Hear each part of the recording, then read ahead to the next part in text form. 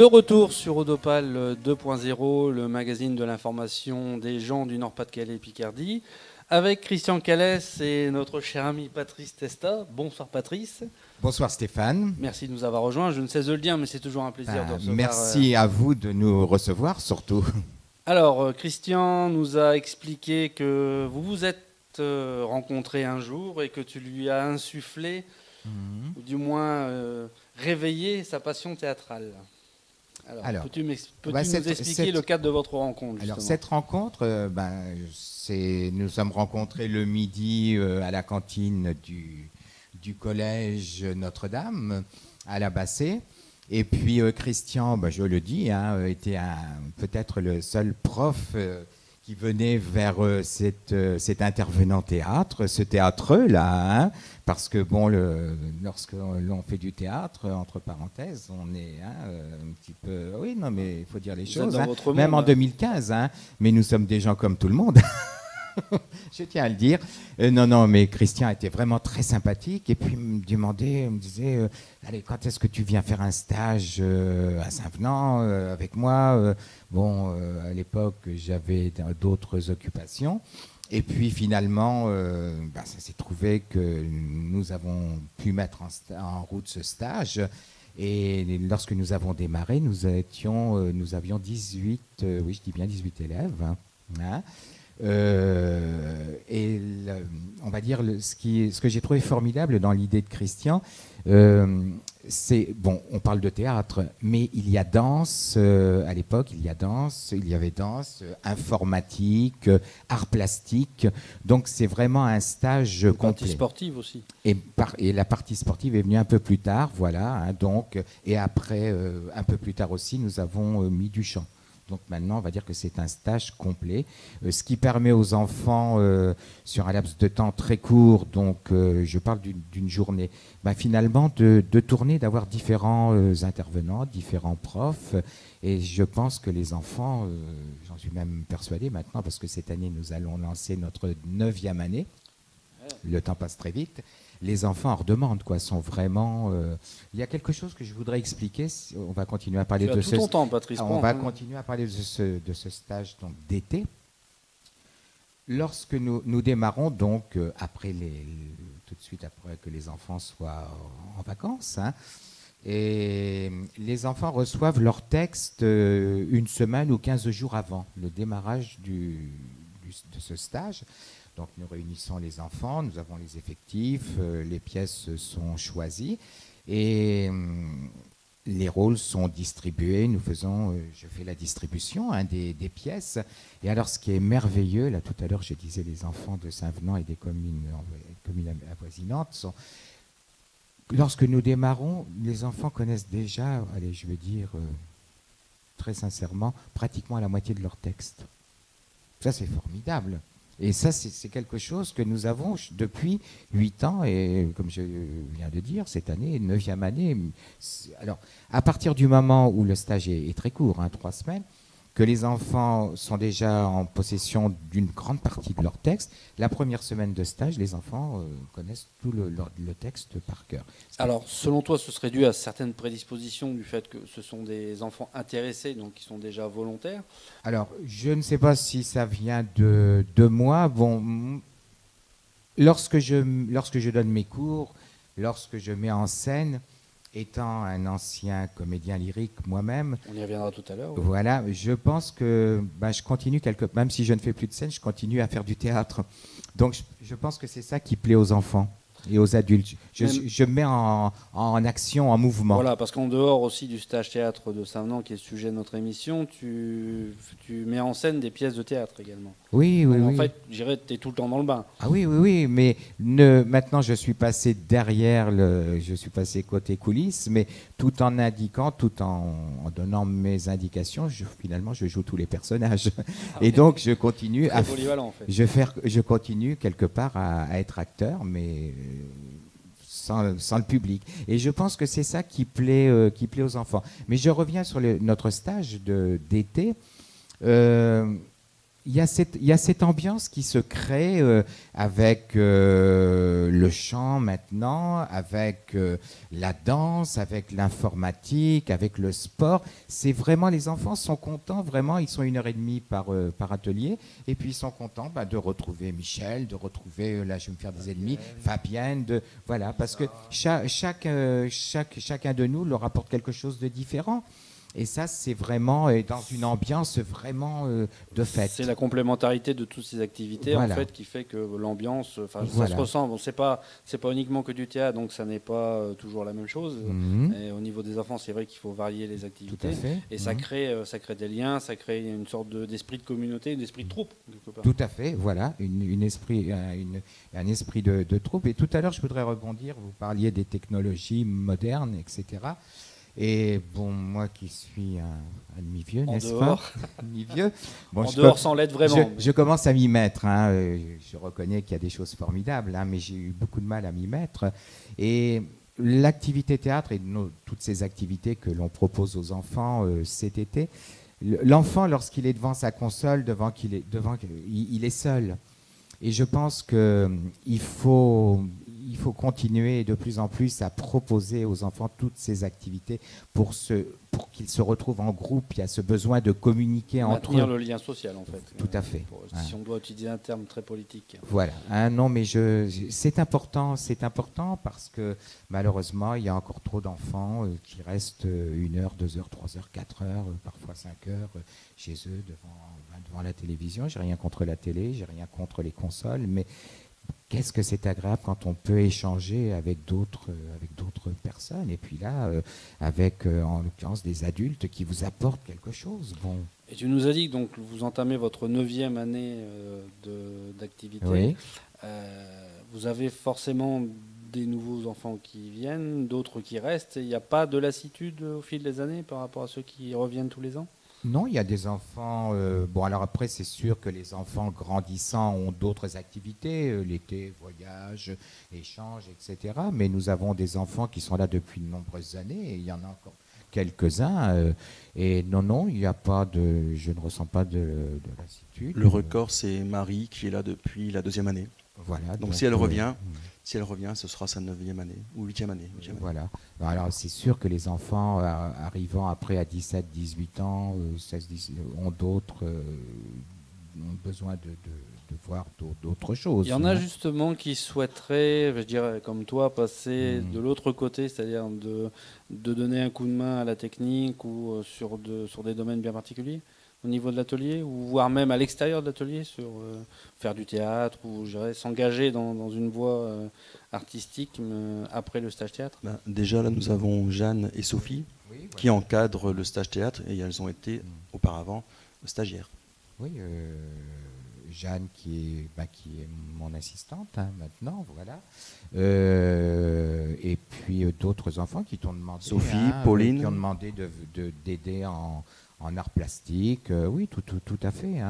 Non, je pense que c'est la continuité. Et puis dans quelques années, ils pourront prendre la relève.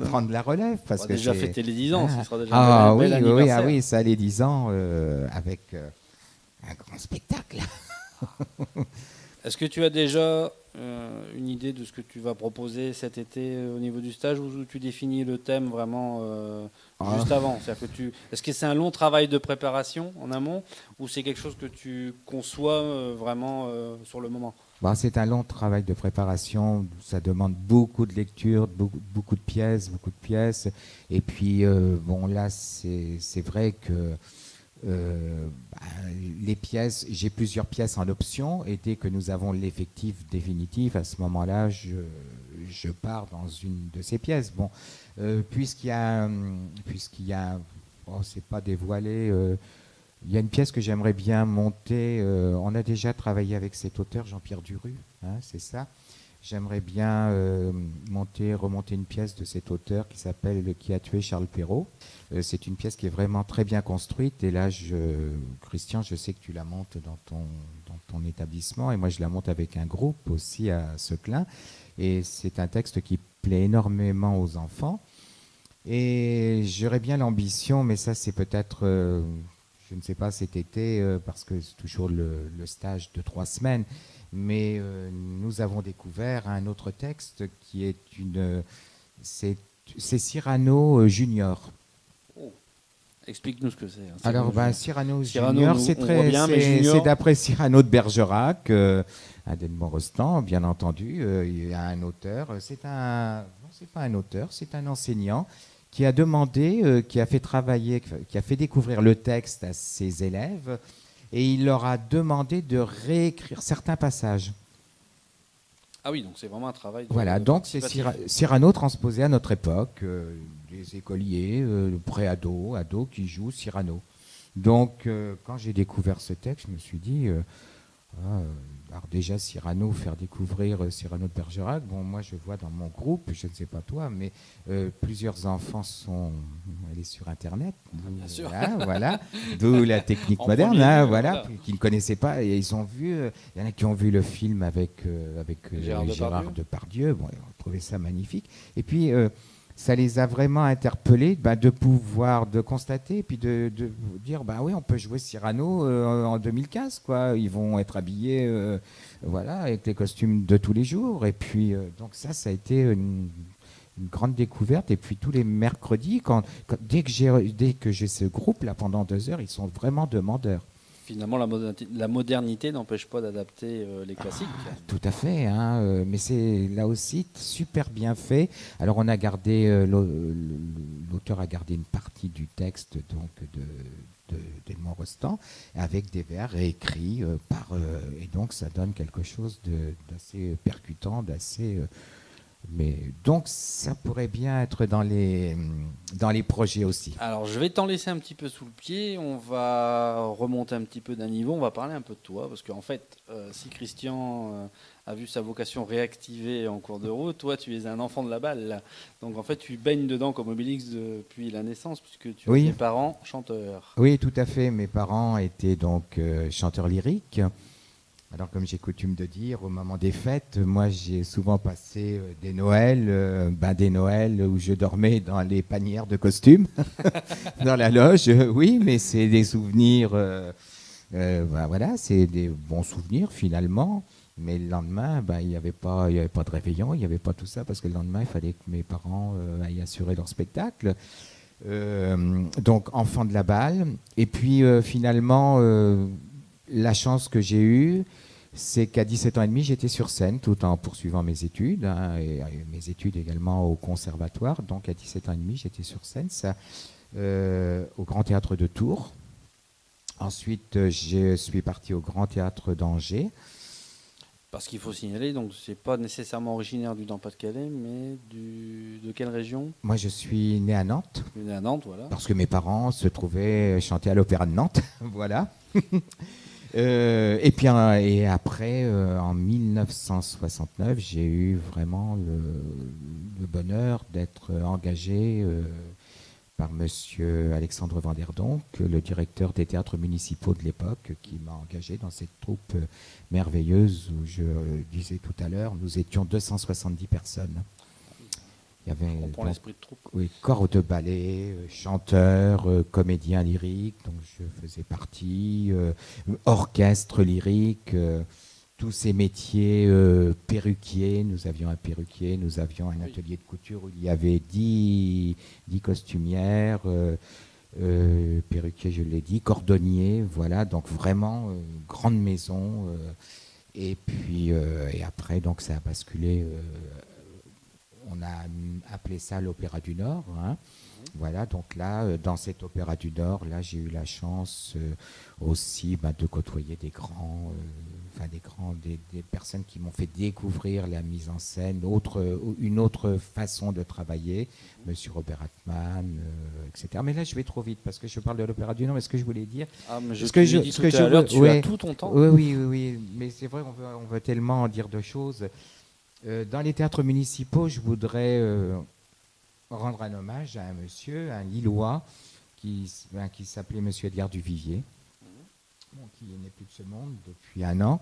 Mais Monsieur Edgar Duvivier, c'est un monsieur qui avait commencé au théâtre Sébastopol comme figurant, ensuite qui est devenu choriste, artiste des chœurs, chanteur, et qui a gravi tous les échelons, régisseur, metteur en scène, régisseur général, ensuite qui est devenu directeur des théâtres municipaux et qui a été mon professeur aussi d'art lyrique. Et ce monsieur, bon, je sais que beaucoup de personnes le disent, mais moi, ça remonte à quelques dizaines d'années maintenant. Il me disait toujours, Patrice, vous savez, il dit, moi, je suis un artisan du spectacle, je n'ai qu'une ambition, c'est de transmettre le beau métier, apprendre le beau métier comme un artisan le fait, comme un ébéniste caresse son travail, sa sculpture, et avoir un grand respect du public aussi. Un grand respect du public et un grand respect de l'artiste. Ça permet de transmettre travailler d'une manière artisanale. Voilà. Et j'ai eu la chance, après, j'ai eu beaucoup de chance. J'emploie souvent ce mot de retrouver Monsieur Duvivier, directeur à Reims aussi. Et voilà. Et donc là, et après, donc, nous avons eu l'Opéra du Nord, où là, évidemment, les spectacles étaient des spectacles grande production, comme l'on dit, avec des messieurs comme Robert Altman, croisés des grands de ce monde. Mais bon, ce que je voulais dire aussi, je reviens encore à mon époque du Sébastopol, chanter avec Mariano, c'est quelque chose. Tu as chanté avec Mariano ? Oui. Oh. Oui. En septembre, nous avions joué septembre-octobre Le Chanteur de Mexico. Et l'année d'après, malheureusement, Mariano nous quittait. J'aurais presque envie de te demander une petite démonstration. Ah. J'ai peur que Jacqueline en grille ses platines. Non. Non, mais au Sébastopol, nous avions fait beaucoup de créations. Créé Viva Napoli avec Rudy Irigoyen. Bon, ça va sûrement interpeller des gens, tous ces noms-là. José Todaro aussi, nous avons créé Gypsy avant que ça ne parte à Paris, Le Pêcheur d'étoiles avec Alain Vanzo. Il y a eu vraiment beaucoup de créations. J'ai eu la chance aussi, à nouveau le mot chance, Annie Cordy, que j'avais connue. Oui. J'avais 13 ans. Mes parents étaient dans un théâtre de France et elle jouait à l'époque Visa pour l'amour avec Luis Mariano. Et moi, j'étais gamin, je traînais dans les coulisses, comme je le disais tout à l'heure, et je suis allé dans la loge d'Annie Cordy pour lui demander un autographe, et elle m'avait donné des bonbons et une belle pomme. Que des belles rencontres, finalement. Ah oui, et puis c'est formidable, parce que quelques années après, je me retrouve au théâtre Sébastopol, chantant avec elle dans Hello Dolly. C'est pas Nini la chance, donc c'est merveilleux, donc de croiser des gens, gamins, et puis quelques années après d'être sur scène avec eux. Alors je vais en oublier sûrement, mais il y a eu vraiment des rencontres formidables. C'est formidable de créer une pièce aussi, de création. Créatif en lui-même. Oui, j'ai créé aussi Paris Belle Époque de Monsieur Duvivier, je citais tout à l'heure. La Cagnotte aussi, d'après La Biche, qui avait été mise en opérette, parce que de mon temps, n'est-ce pas, on disait opérette, maintenant on dit comédie musicale. Ah oui. Voilà, donc il y a eu le genre a été relancé dans les années 90. Voilà, toutes ces belles créations. Et puis après l'Opéra du Nord, jusqu'en 87, et là j'ai pris carrément un virage. Pendant 10 ans, je suis allé chanter un peu partout où on voulait de moi en France. Partout, oui, restons modestes. Et j'ai commencé à faire de la régie au Grand Théâtre de Reims. Voilà. Et puis après, j'ai dit, quand j'ai commencé en parallèle à donner des cours de théâtre, j'ai dit, je m'arrête, je ne veux plus faire de scène. Maintenant, ça sera des cours de théâtre pour transmettre. J'en reviens, transmettre mon beau métier et mettre en scène, transmettre à des enfants et mettre en scène des enfants et des adultes. Et donc, avant d'arriver avec Christian à l'organisation du stage théâtre à Saint-Nantes, tu étais aussi prof de théâtre donc, au service culturel de Seclin, et tu intervenais par ailleurs dans des écoles primaires. Oui, je suis directeur artistique et metteur en scène des ateliers théâtre de la ville de Seclin. Donc là, j'ai 3 troupes adultes et j'ai 4 troupes enfants. Vous tournez toute l'année ? Oui, c'est par année scolaire. Les cours commencent en septembre, octobre. Et là, j'ai en préparation des spectacles qui vont être joués en septembre et novembre, donc la fin de cette année, 2015. Avant le 20 au mois d'avril, le 22 avril, il y aura une lecture aussi faite par la troupe une de mes troupes, la troupe du mercredi. On va marquer une nouvelle pause musicale et on revient tout de suite sur Odopal 2.0 avec Christian Calès et Patrice Testa.